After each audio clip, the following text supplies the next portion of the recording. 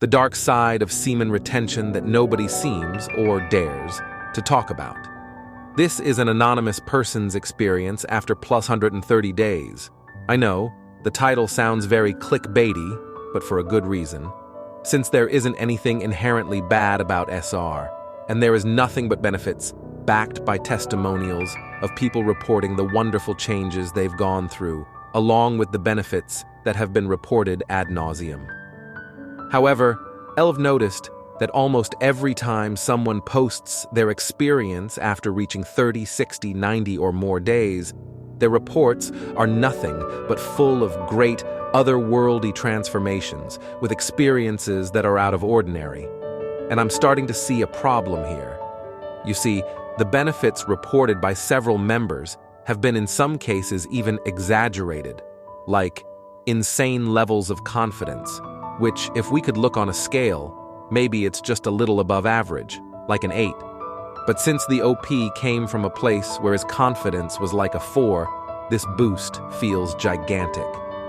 I have no doubts that most of them are true experiences, because in the realm of possibilities, there's always a chance that at OP's 60-day mark, some super hot chick decided to ask the OP out for a threesome in a bar, or they got the job of their dreams.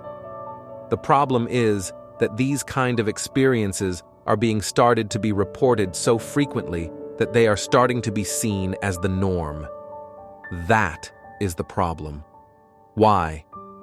You see, I've rarely seen reports of people that after 30 days have felt next to nothing in changes and have sincerely expressed their concern as why they are not having similar experiences. Maybe it has to do with one of the rules about no flatline posts, and even wonder if they are broken or if they are doing something wrong.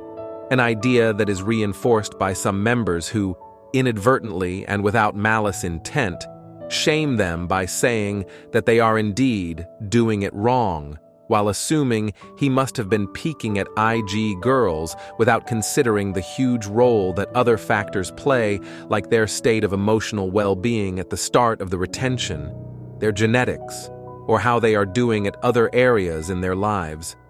All this while giving generic advice like meditate, work out, eat healthier, quit sugar, drugs, etc., which, ironically, is advice that will still make you feel great, even if you're not practicing celibacy. The reason as why some people have it harder than others is simply for the same reason as why some people can quickly quit smoking while struggling with other substances, or why people who quit sugar don't feel much of a withdrawal symptom. Because each individual's circumstances are so unique that their level of struggle, or lack of, will widely vary. I'll give you a simple example.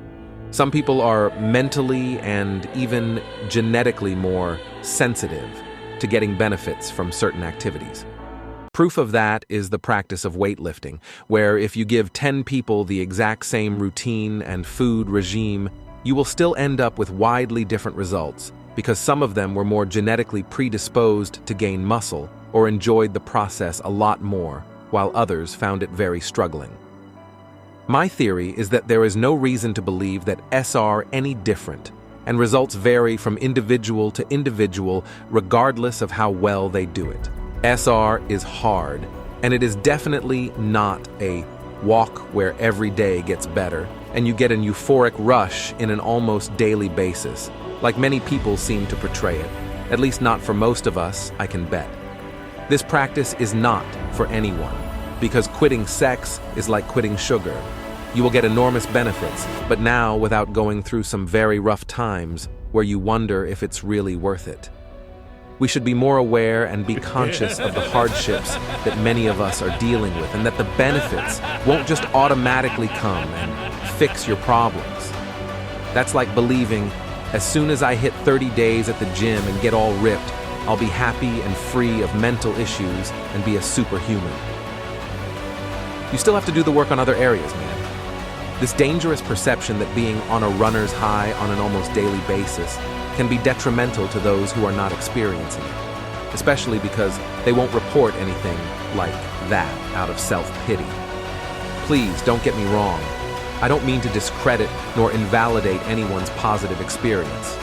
What I'm trying to take into light is that this journey can also be hard as F, and maybe some retainer is going through the same, but is ashamed to admit it. I'm currently on day 34, and I can attest that the journey has been nothing short of hard, and that people who report the great transformations are either outliers or are not really being honest on the hardships that they went through, or could even be exaggerating the benefits and experiences.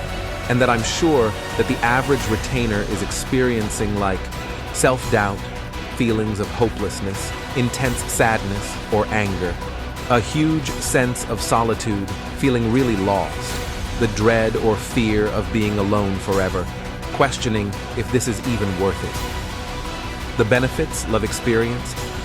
Very few, although quite remarkable in nature. One of them, for example, is that I feel I have a way lesser tendency to objectify women. I can also appreciate the beauty of a woman's body without being overly sexual. I've also started to get a slight disgust for high-carb food, and I've got several realizations about me. As to why my journey hasn't been all but euphoria like some would expect, I have the impression that it all depends on how many mental and emotional issues you've been carrying or are dealing with. A normal 25 yogai will have definitely a very different experience than a 35 yogai who has ADHD and has deal with depression and high levels of anxiety. So, my advice to those who have been having a very hard time during retention and wonder why they aren't feeling like kings after 30 days. Don't feel bad if you don't experience the same results as others reported in this or other forums. It only means there are layers in emotional psyche that need to come out. You need to confront those feelings, which are like going through a dark tunnel. At the end, you'll see the light. But especially, don't get too focused on whether or not you're getting the benefits, because paradoxically, you may be neglecting other activities that actually make you feel good, while feeling bad for not feeling good. Last, don't regard this journey as a competition about who gets the most benefits or the most otherworldly transformation in life. Keep retaining, but more importantly, have objectives, and if possible, define your mission or engage in a project. My own personal story will come to light once I hit certain milestones, but for now, please enjoy an anonymous testimony of semen retention.